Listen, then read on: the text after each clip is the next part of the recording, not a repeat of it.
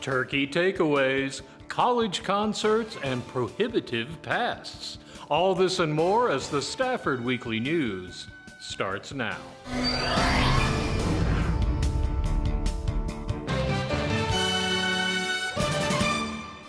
Welcome to the Friday, December 1st edition of the Stafford Weekly News. I'm Randall Williams. How was your Thanksgiving? Now, hopefully it was good. Some folks, however, face the possibility of a bare table. Fortunately, there were others who were determined to not let that happen. Sean Pettit reports.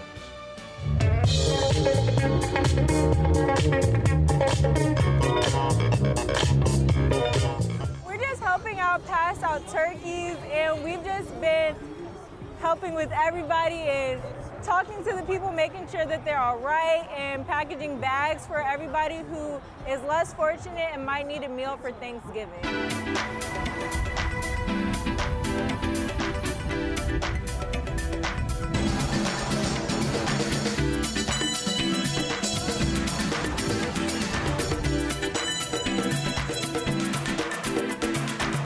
So today is what we call our annual turkey giveaway. We give away turkey dinners with all of the amenities to first come, first serve. We have people sign up, and from what I understand, we had over 1,000 people signed up already and counting. So today is a thankful day that we're giving grace, and we just want to be someone that gives back to the community. Last year, our numbers was we gave at least almost 3,000, and this year we're anticipating about that same amount or maybe even more. There's no specific qualifications. You just sign up. It's only one per car, and again, it's first come, first serve. There's no specific qualifications. We're out here volunteering. We're giving out turkeys, food, and we're really just having a good time. And it's a really good event to go to, just to come in and help out the community. This is our first volunteer event with our club, and we're really excited to get more involved in the community and show that we're leaders. We're just here helping out the community for the less fortunate, and I think it's an amazing thing that what we're doing here. I used to come to things like this with my grandma, and yeah, I appreciate coming here. People start reaching out to the chamber early in the summer to verify, to confirm that we will be doing this once the holidays come up. So yes, it's very popular. As you can see with our elected officials, they have joined in to help support the chamber to make sure that we're able to give out even more every year. Today is an annual event that our founder, R.J. Baptiste, decided to implement 2 years ago, and we wanted to do something to give back to the community, to help people that was less fortunate and that just have that need. When we come out to volunteer, we're really looking to make an impact. We don't just want to put our name for something or just have volunteer hours. We want to make sure that we're making a positive hands-on impact, that we can see the change in these people. When they come through the lines and they get this food, we know that they're going to take it back to their families, and this will give them a better Thanksgiving. I really feel like this is a great event, and you know, despite the cold, we have all of these volunteers out here coming to help, and it just really shows how much people actually care and how we can come together in the community and make a better impact on the world. Volunteering is one of my favorite things to do, to like help the community and make it better in a way. We got involved in this event because we were looking for volunteer opportunities for our club, and we wanted to bring all of our people in our club to this event. And thank you to all the volunteers, the sponsors. This is a great day because we're giving back to those in need and to our community. I think that this is a very important and positive event in the community. It gives back to the community, not only showing that everybody in the community can help, even if it's not with money, but you can just give your service and a little bit of your time, and it can help a lot of people. SMSD is all in on STEM education, so much so that they have a special day set aside for students looking to further their scientific education. And Hinrovi Nathaniel was there.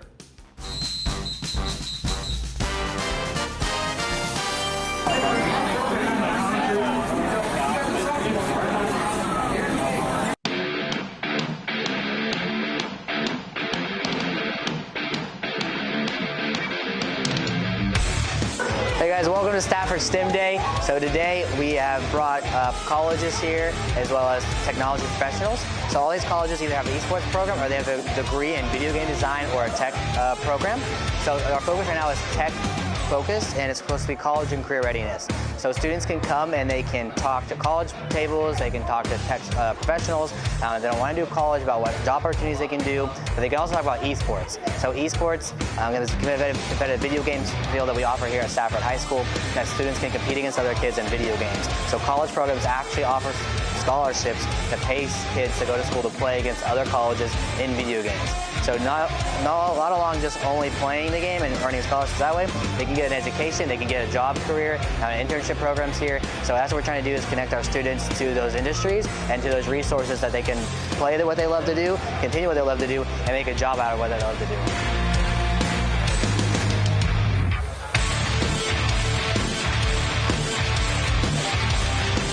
Stafford's STEM Day, and I think it's a pretty big, important event because it allows colleges to come to the high school students directly, and they have opportunities to be scouted for scholarships, and really helps towards the future and gives students a chance to kind of look at their future and see what they want to do later down the line.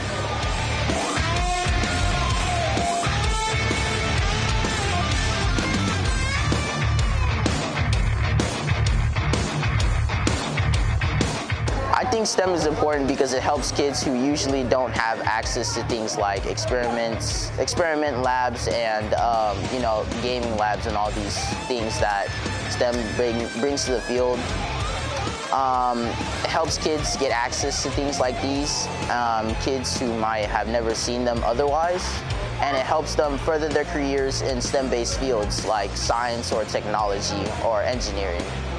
And that's another thing that I think STEM helps people with.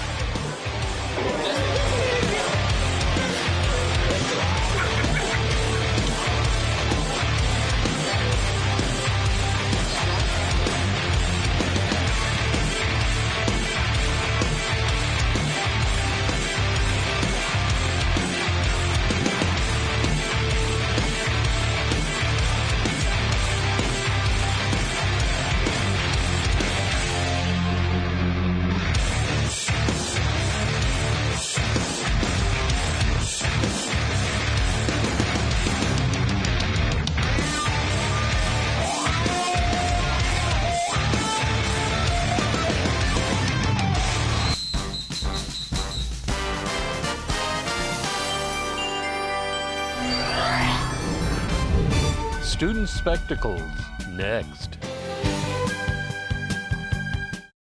You can try, but you won't find another city like Stafford, Texas. Serving our community just like you like it. Taking care of you and your home since 1945. We believe in STEM to learn and STEM to earn. We're heading into college certified and career ready. As a former student of Stafford, I take pride in keeping our classrooms safe. We are Stafford, we are one. HCC provides its music students a chance to interact with and enjoy the work of professional musicians on a regular basis. And last month, welcomed a very special performer.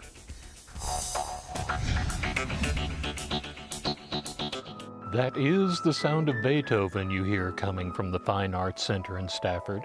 And that is Sarah Rothenberg, the artistic director of Da Camera, on the piano.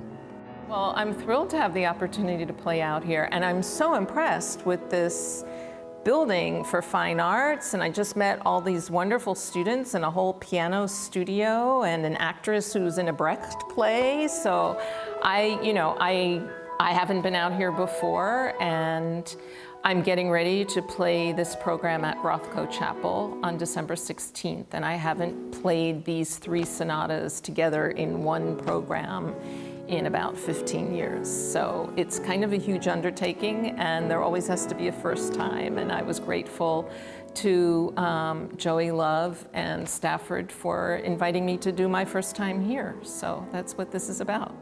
Well, it's not really much of anything that I did other than knowing her and knowing Brandon Bell. Brandon has taught for us here at HCC before. He's a great guy. He's also a friend of mine, and he reached out to me and said, hey, Sarah is going to play this really big program of 3 Beethoven sonatas, the final 3, and she would really like the chance to be able to play those in front of an audience. And I said, Sarah Rothenberg to play at HCC? Oh my word, let's do it. And so we made it happen, and it was a wonderful experience. Well, the last 3 piano sonatas that Beethoven wrote after having written 29 others. This is number 30, 31, and 32. And the piano sonatas really go through Beethoven's entire creative life. The first sonatas that he publishes, Opus 2, and then this is Opus 109, 110, and 111. And then after this, of course, he wrote the wonderful late string quartets. But I feel like the last 3 pieces, he is experimenting with a lot of the same ideas. And they're very abstract. In some ways, they're very modern, and they're deeply philosophical. I mean, he's really dealing with very deep issues that it's kind of beyond words, but life and death, metaphysical issues. So actually, when I'm playing this, I'm playing it as part of our Beethoven for All series, which is a free series between December 4th and culminating on December 16th, Beethoven's birthday. And we have 4 days where we're having free piano recitals of Beethoven sonatas. We're doing 20 of them. And then on December 16th, a Saturday at Rothko Chapel, we actually have 3 performances during that day. So it's a bit of a marathon. So that's something that's open to the public and free, and we would love for people to come. And then we have concerts throughout the season downtown at the Wortham Center, at Zilka Hall, at the Hobby Center, and at the Menil Collection, a big range of chamber music, jazz, new works, and we hope people will come and discover us if they haven't been to our concerts already.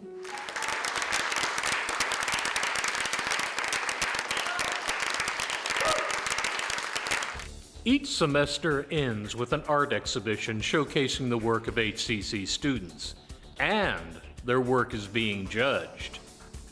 No pressure, though.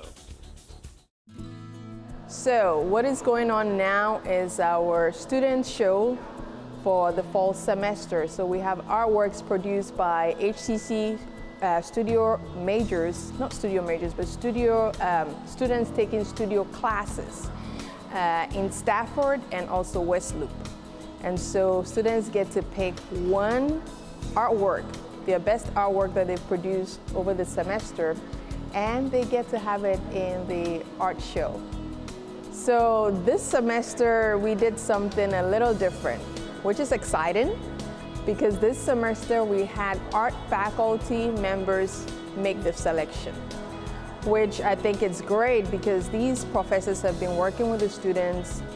They know their growth, how they're evolving throughout the semester. So we thought, we make it a little different this semester by just, allowing art faculty to actually make these selections. Art exhibitions are very important. It is going to be a part of your life as an artist. So this exhibition is actually preparing them. This is going to go into their CV, their professional CV.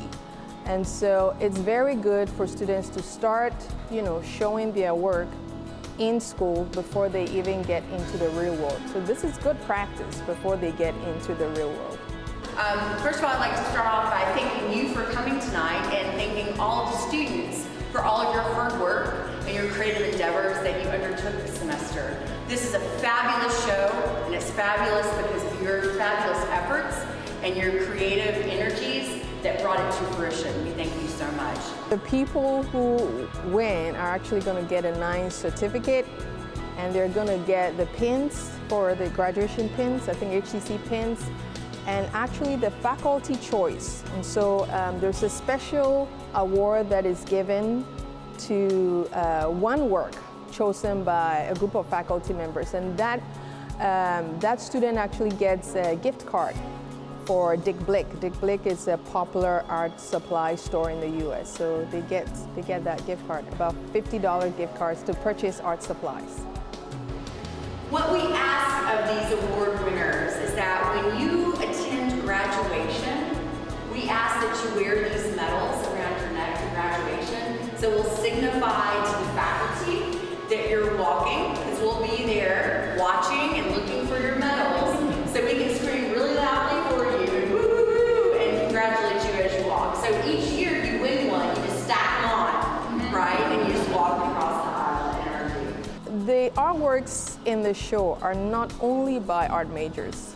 So it's really nice to also see students who are just taking the class as an elective to see what they can do with art. And sometimes some students actually end up changing their major, you know, when they take an art class. You know, and that's also a good thing.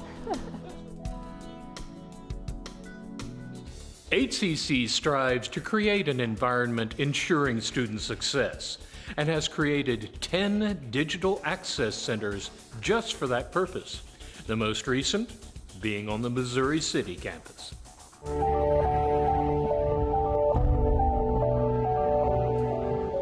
Let me start officially with the program. I'd like to welcome all of you to the official opening of our new Digital Access Center here at the Missouri City campus. We are delighted about this newest addition to what we already offer at the ACC Missouri City campus for our entire community. This center was conceived, designed, and created with one goal in mind: to help students succeed. Students often need a peaceful place away from distractions where they can study and complete their assignments.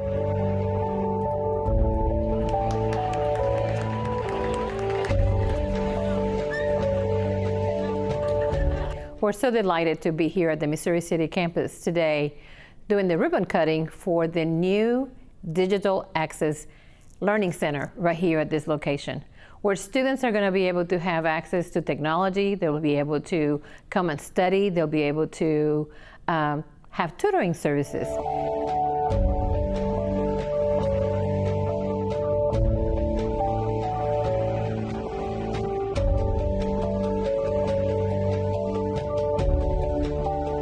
And let me say, in this project, this is a project where we have 10 of these digital access centers throughout the district. So can you imagine the impact that we will have on our community when we're able to invite our community partners as well as our students in these centers to help them bridge the digital divide and encourage them to continue their higher education career.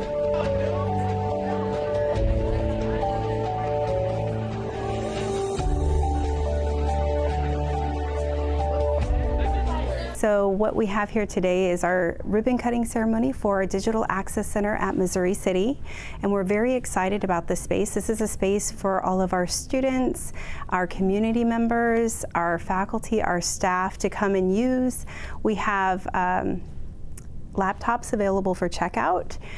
We also have noise-canceling headphones, webcams, things of that nature, so students can come and study, use the resources, even tap into utilizing our tutoring services. Right now I'm at the Digital Access Center at Missouri City campus, and I want to talk a little bit more about free resources on campus. We would love for our students to understand that whenever you need help, there are resources on campus that are for free. So you're more than welcome to come here. Our operating hours are 8 a.m. to 8 p.m. Monday through Thursday, 8 a.m. to 2 p.m. on Fridays, 9 a.m. to 3 p.m. on Saturdays. Our tutors are faculty tutors, peer tutors. We have lab assistant support that can help you with applications. We do have technology. We have access to different PCs and laptops. And our tutors and lab assistants will be here to assist with that when needed. We hope that you can come by anytime soon during the semester, especially since you're nearing finals, or come in whenever we're open during the break, or come in the spring semester. We look forward to helping you. I'm so excited to be here today at Missouri City with the ribbon cutting of the Digital Access Centers. These centers will provide our community as well as our students just a great opportunity to come into the center, to interact with our staff, with the computers, with the digital headphones, really for our students and a community to have a great time learning about technology and being able to access the benefits of our community college. I'm also very appreciative of the work with AT&T. They've provided a grant that will allow for us to program. And this programming really is meant for our faculty, our students, and more importantly, our community to be engaged with us here at the community college.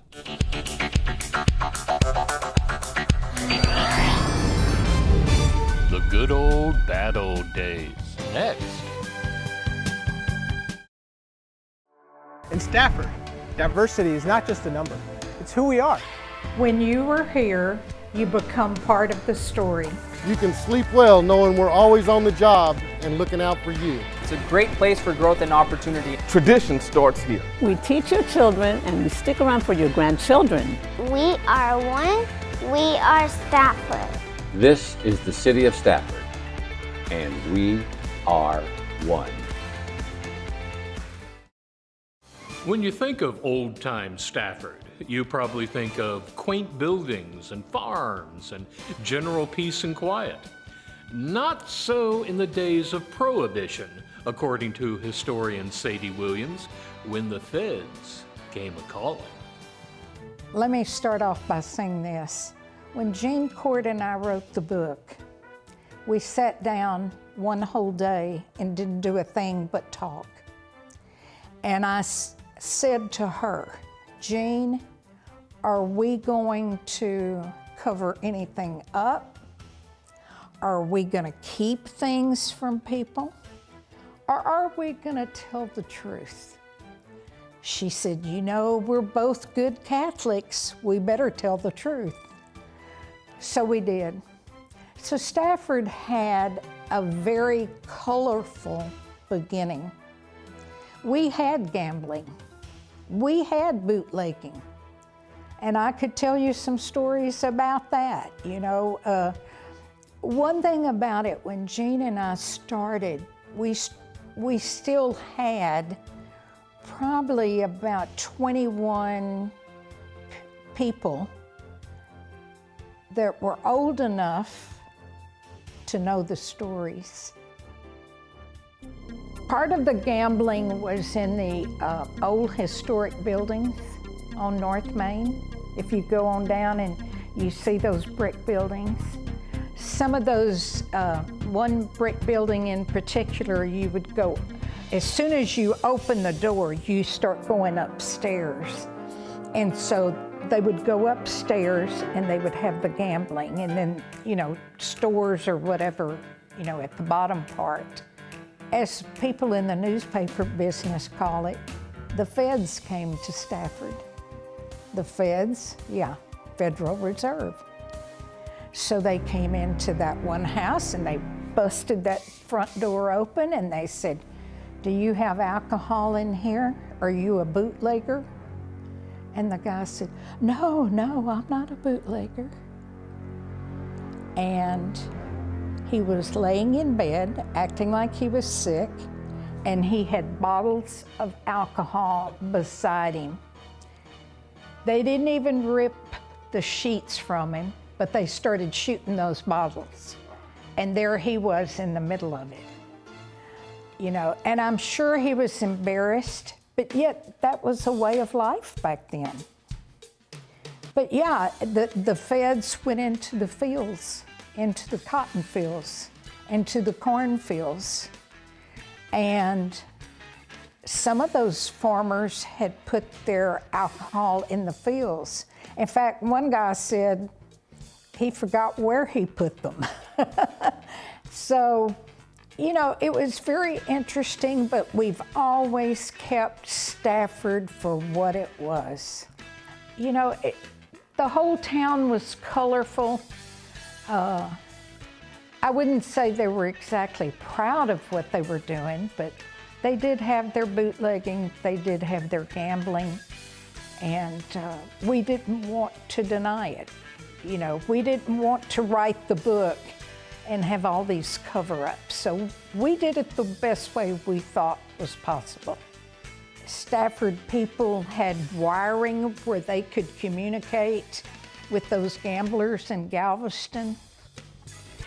We often asked for some of that wiring because we would have kept it in a museum if we ever form a museum, and I think it would have been interesting.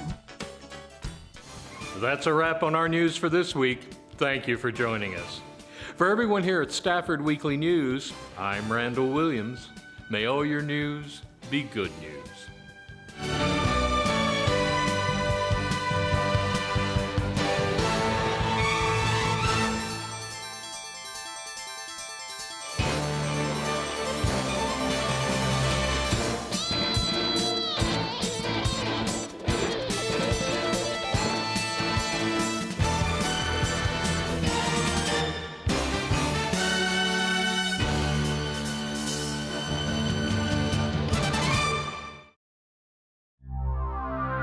This program was produced on the Stafford campus of Houston Community College.